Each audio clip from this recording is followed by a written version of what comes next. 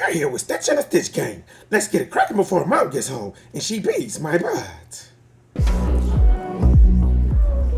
What the heck is that guy doing shaking his butt?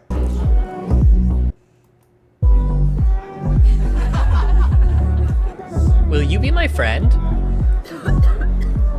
That's kind of weird, bro.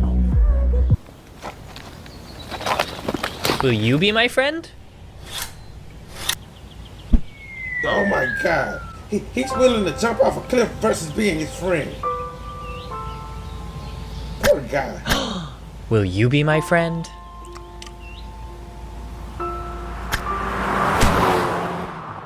Wow. Okay, that was totally unexpected, guys. Now, I kind of knew he was going to jump in the street. No one wants to be your friend, bro. You don't have any hair.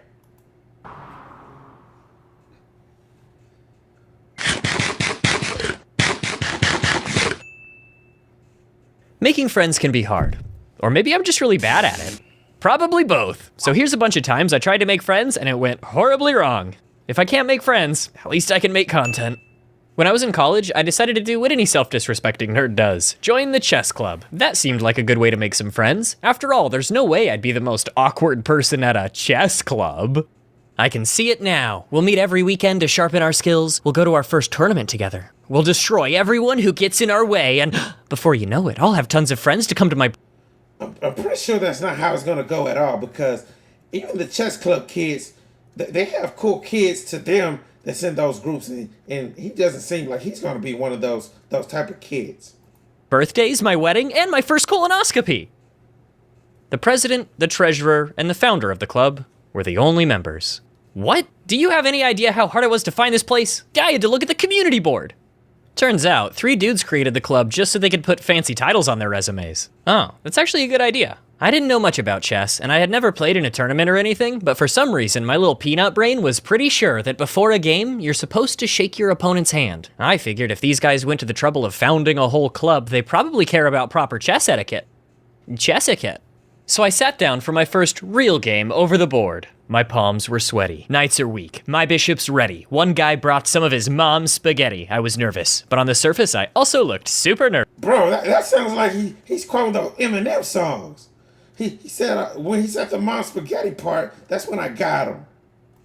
So we set up the pieces, and then I did what I thought I was supposed to do. I reached out to shake his hand, and he reached right back to shake my hand. Zero hesitation, yes! Little Peanut was right. You do have to shake hands before a game. Nobody ever taught me proper chess etiquette. I must be one of those prodigies. Of course I lost our game. He was the president of the chess club after all. So we set the pieces back up and I confidently extended my hand to the same guy that I was already playing against. I was so nervous about not fitting in that I didn't really notice how casual things were once I actually got there. These dudes were chillin'. Nobody was gonna hate me if I didn't follow some unspoken ritual. He did not shake. Why did he hit him like that? I think I would have knocked the glasses off of his behind. Thine hand before the subsequent game of the match. Heretic, burn him! No. I can't remember how many games we played, but I do recall that I reached out to shake his hand before every single one. What, you want me to risk getting burned to the death? I eventually came to my senses and realized that I was the only one reaching for handshakes, but I felt like I was in too deep, so I kept going. And with each game, I fell further into the abyss. The darkness was all-consuming. They must think I'm so weird. I bet they hate me. I could sense the fire growing in their eyes. When the meeting was over, I bolted from the room, narrowly escaping their crushing judgment. Hey, Sib's nice. Obviously, I wasn't into... There wasn't even worried about bro. He's overreacting. Deep. I could have laughed it off and said, you know, for some reason, I thought you had to shake your opponent's hand before every game, but now I feel kind of silly. And they probably would have been like, you know, I was gonna ask, but I didn't want you to think I didn't know what I was doing. And then we would have laughed and found out that the chess pieces were inside of us all along. We need surgery. I may not be very good at it, but I can't not make friends. I'm mostly human. I'm drawn to people like a moth to a flame. Except moths don't lose sleep thinking about how they embarrass themselves in front of the flame and how the flame probably never wants to see them again. Moths just die.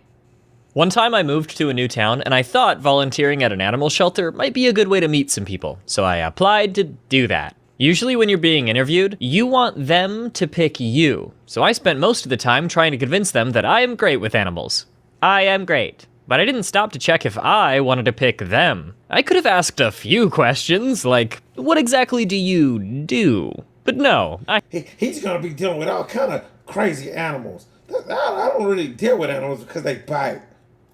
had to find out the hard way. They gave me the address of a pet store and told me to show up at like 9 p.m. Kinda weird, but I gave it a chance. When I got there, I was greeted by a mom in her 40s. I don't know if she had kids, she just had those vibes, you know? We walked to the back of the empty store where she showed me a box. Hardly tall enough for her to stand up in, let alone a slender giant like myself. The front face of the box had an array of even tinier boxes. A grid of cages, each one containing an angry cat. Frankly, I don't blame them. I didn't enjoy being squished into there either. So Mom Vibes and I squished into there, behind the cages where she described my new job. I'd need to change litter boxes, refill water in food bowls, and then let the cats out to play. Okay. And that's when I would have quit.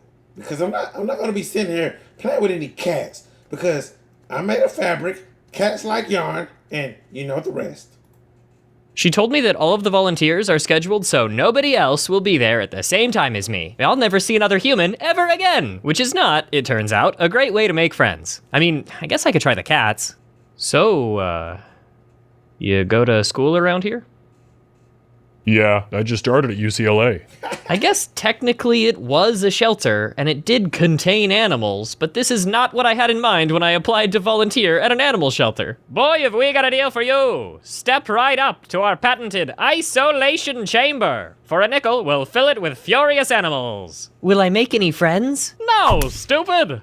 It was really sad to see those cats stuck in such tiny cages, and I just feel like anyone who doesn't do something to help them is a terrible person. So anyway, I never went back. The best piece of advice I've ever heard about how to turn someone you know into a friend is to just treat them like you're already friends. Hey, do you want to come to my birthday party? Okay. Hey. Well, I never done anything like that before. Well, when I usually make friends, they usually come in the comment section. So guys, make sure you leave a comment, like, and subscribe. Hey, will you come to my wedding? Sure. Hey, want to look at pictures for my colonoscopy? Boy, do I. Before you know it, you're hanging out, sending memes to each other, and oops, too late, we're already friends. One night, my girlfriend and I went over to an acquaintance's house for the first time. I met this acquaintance online a while ago, but now we were hanging out in person. Spooky. It went about as well as you'd expect. We met her roommates, we played categories, and everyone had a great time. But after I left, I had this crushing feeling. For no good reason, I just felt like I must have screwed it up. In case it wasn't clear by now, I have social anxiety. Now, I know that there's no way that I'm bad enough at categories to get ghosted, but knowing that a feeling is irrational doesn't magically make it go away, any more than knowing that you're colorblind would magically make you see colors. I wanted to know that I didn't ruin our friendship before it even began, but I have been on both sides of relationships where one person keeps asking for reassurance. Asking every once in a while is fine, but there is a point where it's too much. As they say, you'll often meet your destiny on the road you take to avoid it. But that feeling demanded to be felt. So why does he have her eyes bleeped out like she's a real person or something? He's acting like she's a real puppet or something like me.